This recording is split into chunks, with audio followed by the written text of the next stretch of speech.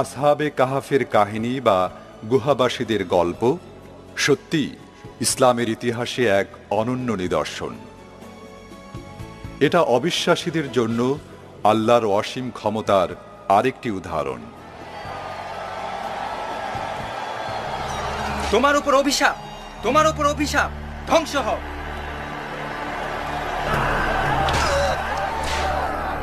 হে আল্লাহ, বিশ্বাসীদের উপর কি নির্মম নির্যাতনা চলছে।